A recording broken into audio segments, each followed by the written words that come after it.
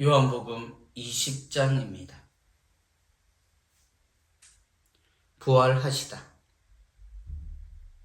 주간 첫날 이른 아침, 아직도 어두울 때 마리아 막달레나가 무덤에 가서 보니 무덤을 막았던 돌이 치워져 있었다. 그래서 그 여자는 시몬 베드로와 예수님께서 사랑하신 다른 제자에게 달려가서 말하였다. 누가 주님을 무덤에서 꺼내갔습니다. 어디에 모셨는지 모르겠습니다.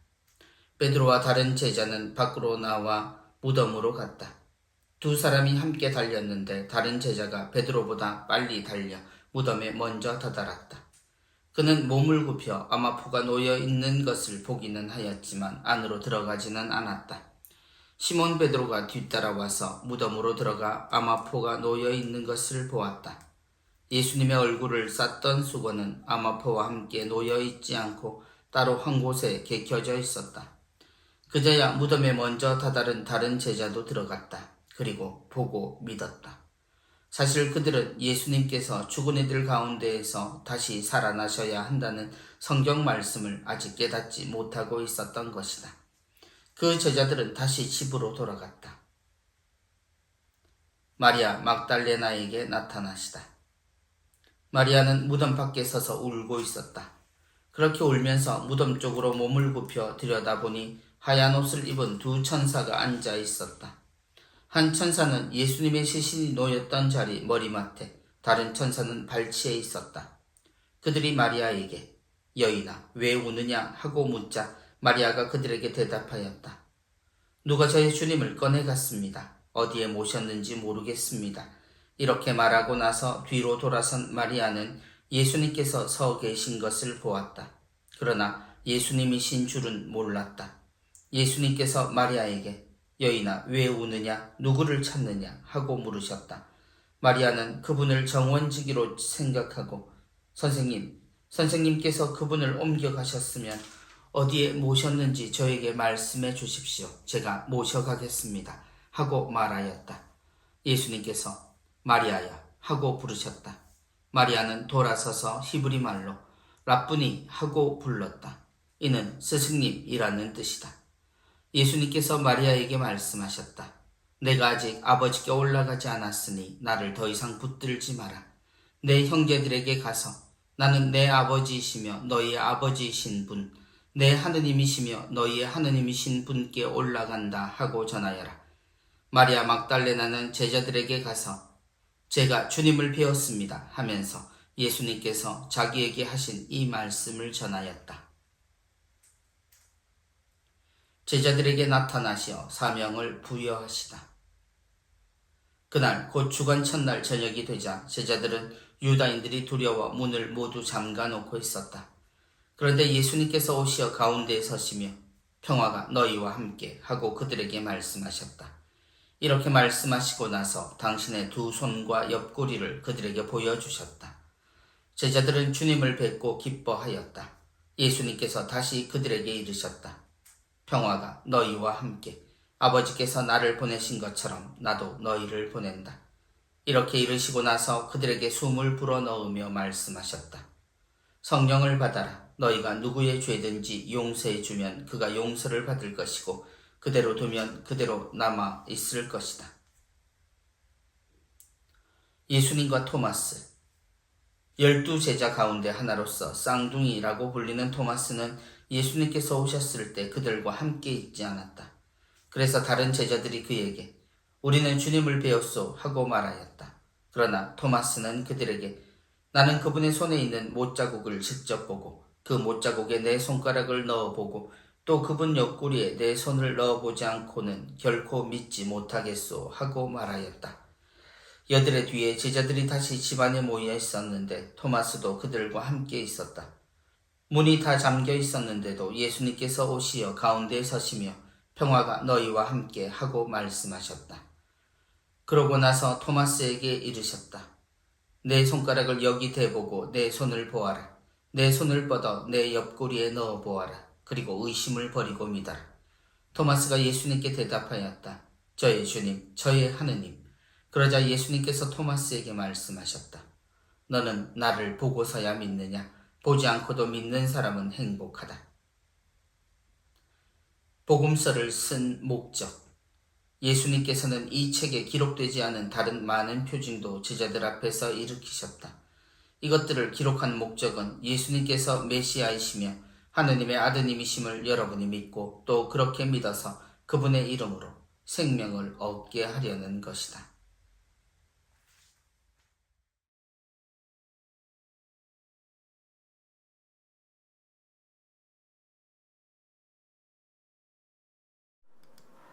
요한복음 20장 함께 공부하시겠습니다. 이제 요한복음 20장은 주님의 부활 이야기가 시작됩니다. 부활하시다. 그리고 마리아 막달레나에게 나타나시다. 그리고 제자들에게 나타나시어 사명을 부여하시자. 그리고 예수님과 토마스 이야기, 그리고 복음서를 쓴 목적에 대해서 첫 번째 표현이 나옵니다. 모두 함께 구체적으로 요한복음 20장 공부해 보시겠습니다. 주간 첫날 이른 아침, 우리의 주일이죠. 주일은 안식일과 다른 날입니다. 그래서 우리가 지내는 이 일요일은 주간 첫날 혹은 안식일 다음 날이 그 이름입니다. 주간 첫날 이른 아침, 아직도 어두울 때 마리아 막달레나가 무덤에 가서 보니 무덤을 막았던 돌이 치워져 있었다. 곧 안식일이 지나고 나서 이제 모든 것이 풀린 거죠. 그래서 가장 이른 시간에 마리아 막달레나가 무덤에 가서 봅니다. 그런데 그 무덤에 돌이 치워져 있는 것을 보고 놀라서 마리아 막달레나는 시몬 베드로와 예수님께서 사랑하신 다른 제자에게 달려가서 말합니다. 누가 주님을 무덤에서 꺼내갔습니다. 어디에 모셨는지 모르겠습니다. 그러자 베드로와 그 제자, 주님의 사랑받던 제자는 무덤으로 갑니다. 그리고 두 사람이 함께 달렸는데 다른 제자가 먼저 도착했다라는 내용이 나옵니다. 그러나 그는 베드로가 들어가기를 기다립니다. 그는 몸을 굽혀 암암포가 놓여 있는 것을 보기는 하였지만 안으로 들어가지는 않았다. 시몬 베드로가 뒤따라와서 무덤으로 들어가 암암포가 놓여 있는 것을 보았다. 예수님의 얼굴을 쌌던 수건은 암암포와 함께 놓여 있지 않고 따로 한 곳에 개켜져 있었다. 그제야 무덤에 먼저 다른 제자도 들어갔다. 그리고 보고 믿었다. 사실 그들은 예수님께서 죽은 이들 가운데에서 다시 살아나셔야 한다는 성경 말씀을 아직 깨닫지 못하고 있었던 것이다. 그 제자들은 다시 집으로 돌아갔다. 그래서 이들에게 주님의 부활이기보다는 무덤이 비었다라는 사실로 먼저 전해졌다라는 사실을 우리는 기억해야 합니다. 그리고 요한복음에 따르면 마리아 막달레나도 또 베드로와 또 예수님의 사랑을 받던 그 제자도 예수님의 부활 사실에 대해서 아직 눈을 뜨지 못하는 상태입니다. 그러던 중에 마리아 막달레나가 첫 부활에 대한 경험을 하게 됩니다. 마리아는 무덤 밖에 서서 울고 있었다. 무덤이 비었기 때문이죠. 그렇게 울면서 무덤 쪽으로 몸을 굽혀 들여다보니 하얀 옷을 입은 두 천사가 앉아 있었다. 한 천사는 예수님 시신이 놓였던 자리 머리맡에, 다른 천사는 발치에 있었다. 그들이 마리아에게 여인아 왜 오느냐 하고 묻자 마리아는 누가 저의 주님을 꺼내갔습니다. 어디에 모셨는지 모르겠습니다. 그래서 부활의 첫 느낌은 무덤이 비었다는 것입니다. 이렇게 말하고 나서 뒤로 돌아선 마리아는 예수님께서 서 계신 것을 보았다. 그러나 예수님이신 줄은 몰랐다. 계속 반복되는 예수님의 부활의 이야기에서 처음 예수님을 구별하지 못하는 모습들이 등장하는데요. 마리아 막달레나도 마찬가지입니다. 그래서 예수님께서 마리아에게 여인아 왜 우느냐 누구를 찾느냐 하고 천사와 똑같이 물으시자 마리아는 그분을 정원지기로 생각하고 예수님의 무덤이 있는 곳이 정원이라고 했죠. 선생님께서 그분을 옮겨가셨으면 어디에 모셨는지 저에게 말씀해 주십시오. 제가 모셔가겠습니다. 하고 말하였다. 예수님께서 마리아야 하고 부르셨다. 마리아는 돌아서서 히브리 말로 라쁘니 하고 불렀다. 이는 스승님이라는 뜻이다. 예, 그렇게 해서 마리아는 자신을 부르는 예수님의 목소리를 알아듣게 된 거죠. 그것이 부활, 마리아에게서 나타나는 부활의 첫 느낌입니다. 예수님께서 마리아에게 말씀하셨다. 내가 아직 아버지께 올라가지 않았으니 나를 더 이상 붙들지 마라. 내 형제들에게 가서 나는 내 아버지이시며 너희의 아버지이신 분, 내 하느님이시며 너희의 하느님이신 분께 올라간다 하고 전하여라. 마리아 막달레나는 제자에게 가서 제가 주님을 배웠습니다 하면서 예수님께서 자기에게 하신 이 말씀을 전하였다. 가장 먼저 무덤에 갔던 마리아 막달레나가 주님을 만나게 된 사연이었습니다. 다음 이야기는 제자들에게 나타나시어 사명을 부여하시다. 그날 곧 주간 첫날 저녁이 되자 시간이 하루가 지난 거죠. 제자들은 유다인들이 두려워 문을 모두 잠가 놓고 있었다. 아직도 공포에 사로잡혀 있는 제자들입니다. 그런데 예수님께서 오시어 가운데 서시며 평화가 너희와 함께.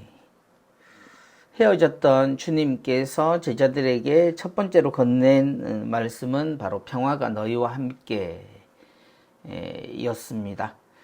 그리고 당신의 두 손과 옆구리를 그들에게 먼저 보여주시고요. 제자들은 주님을 뵙고 기뻐하게 되죠.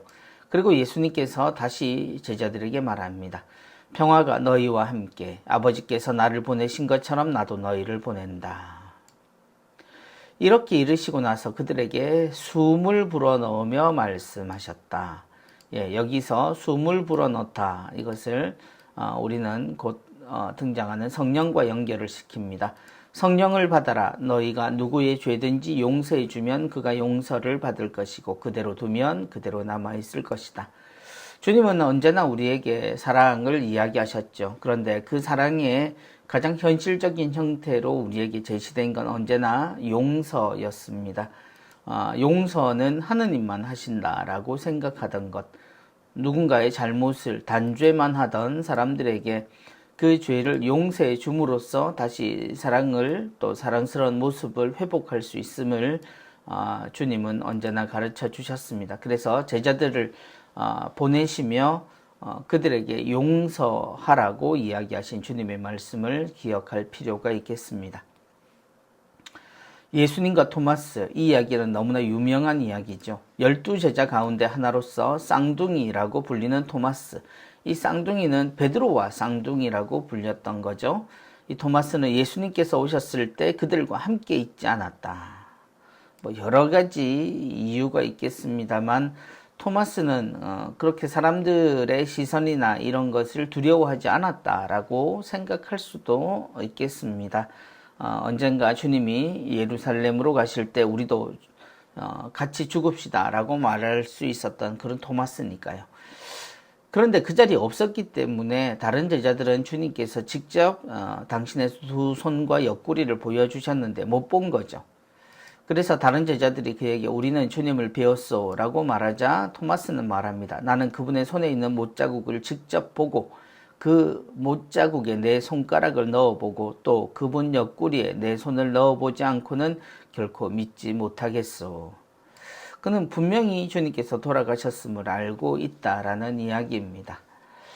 여들의 뒤에 제자들이 다시 집안에 모여 있었는데 토마스도 그들과 함께 있었다. 문이 다 잠겨 있었는데도 예수님께서 오시어 가운데 서시며 평화가 너희와 함께 똑같은 말씀으로 인사하십니다. 그리고 토마스에게 바로 이야기하시죠. 내 손가락을 여기 대보고 내 손을 보아라. 내 손을 뻗어 내 옆구리에 넣어 보아라. 그리고 의심을 버리고 믿어라. 사실 우리는 토마스의 의심을 이야기하지만 사실 우리가 봐야 할 것은 예수님께서 그의 의심을 덜어주셨다라는 겁니다.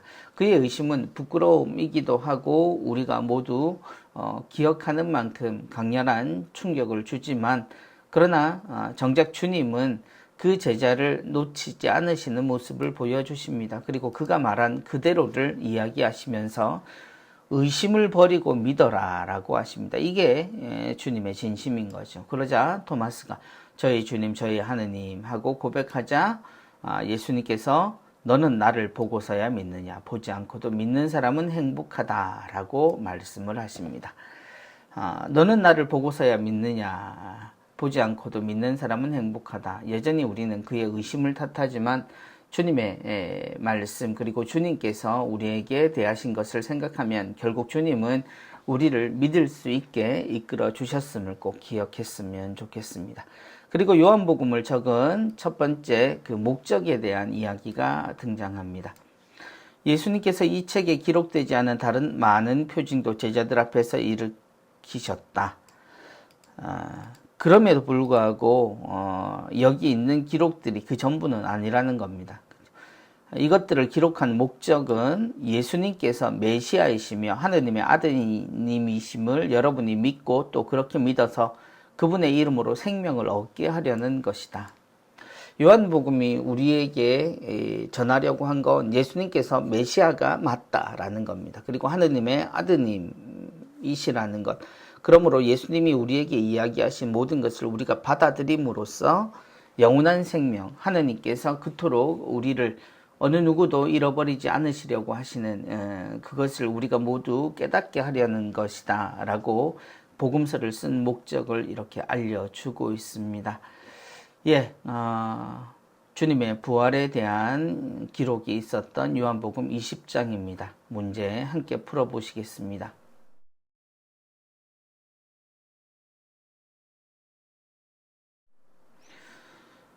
요한복음 20장 문제 함께 풀어보시겠습니다. 다음에 들어갈 단어는 무엇일까요? 그는 몸을 굽혀 A가 놓여있는 것을 보기는 하였지만 안으로 들어가지는 않았다. 시몬 B가 뒤따라와서 무덤으로 들어가 A가 놓여있는 것을 보았다. 그는 몸을 굽혀 예수님의 시신을 쌌던 이것이 놓여있는 것을 보았죠. 개두포는 지금도 미사 때 신부님들이 사용하시는 분들 계십니다만 원래 기사가 전쟁에 나갈 때 머리를 보호하기 위해서 쓰던 것이 바로 개두포이지요. 아마포는 시신을 싸던 그런 천입니다. 그리고 B는 시몬 베드로입니다. 시몬이 원래 이름이고 예수님께서 베드로라고 이름을 붙여주셨죠. 다음 문제입니다. 예수님께서 A야 하고 부르셨다. A는 돌아서서 히브리 말로 B 하고 불렀다. 이는 스승님이라는 뜻이다. B부터 풀어보면 스승님이라는 히브리 말은 엘로힘은 하느님을 뜻하는 거고요. 라뿌니입니다. 그리고 이 말을 했던 이는 예수님의 부활을 처음으로 목격했던 바로 마리아입니다. 마리아 막달레나였죠. 다음 문제입니다. 그들에게 A를 불어넣으며 말씀하셨다. B를 받아라. 너희가 누구의 죄든지 용서해 주면 그가 용서를 받을 것이고 그대로 두면 그대로 남아있을 것이다. 이 A와 B는 같은 것으로 연결하며 생각합니다. 그들에게 영 혹은 숨을 불어넣으며 말씀하셨다. 불어넣다라고 하면 영보다는 숨이겠죠. 그들에게 숨을 불어넣으며 말씀하셨다. 축복이냐 성령이냐, 이 숨은 곧 하느님의 성령을 뜻합니다. 성령을 받아라 라고 주님이 이야기하셨습니다. 다음 문제입니다. 12제자 가운데 하나로서 A라고 불리는 B는 예수님께서 오셨을 때 그들과 함께 있지 않았다.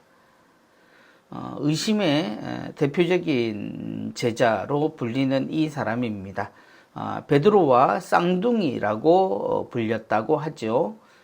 바로 토마스입니다. 그래서 쌍둥이고 토마스가 답이겠습니다.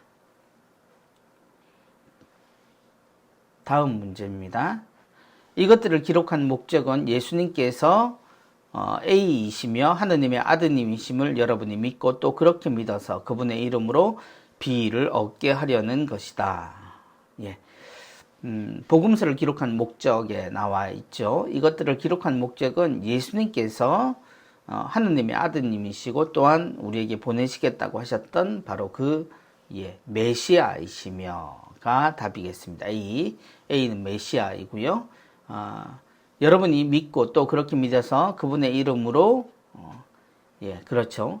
생명을 얻게 하려는 것이다. 우리가 예수 그리스도를 통해서 그분 안에 있던 생명을 누리는 것이 요한복음이 처음부터 밝혔던 이 글을 쓴 목적이었습니다. 다음 단답형 문제입니다. 주간 첫날 이른 아침 아직도 어두울 때 누가 무덤에 가서 보니 무덤을 막았던 돌이 치워져 있었다. 주간 첫날 이른 아침 아직도 어두울 때 안식일이 끝나자 가장 먼저 무덤에 가서 주님의 무덤을 찾았던 이는 바로 마리아 막달레나였죠. 모두가 잘 아는 내용입니다. 다음 문제입니다. 마리아는 이곳 밖에 서서 울고 있었다. 그렇게 울면서 이곳 쪽으로 몸을 굽혀 들여다보니 하얀 옷을 입은 두 천사가 앉아 있었다. 주님께서 돌아가셔서 묻히신 곳이지요. 바로 무덤입니다. 무덤 밖에 서서 울고 있을 때 그렇게 울면서 무덤 쪽으로 몸을 굽혀 들여다보니 하얀 옷을 입은 두 천사가 앉아 있었다. 무덤이 정답이겠습니다. 다음 문제입니다. 내가 아직 누구께 올라가지 않았으니 나를 더 이상 붙들지 마라. 내 형제들에게 가서 나는 내 이분이시며 너희의 이분이신 분, 내 하느님이시며 너희의 하느님이신 분께 올라간다 하고 전하여라.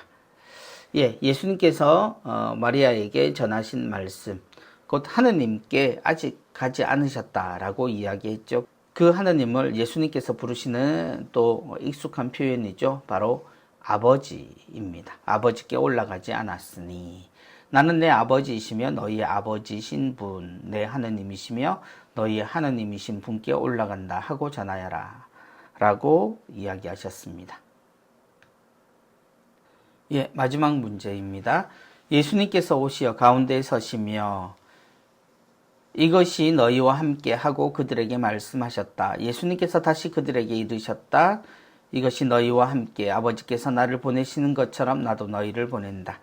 부활하신 주님이 제자들과의 만남에서 하셨던 인사입니다.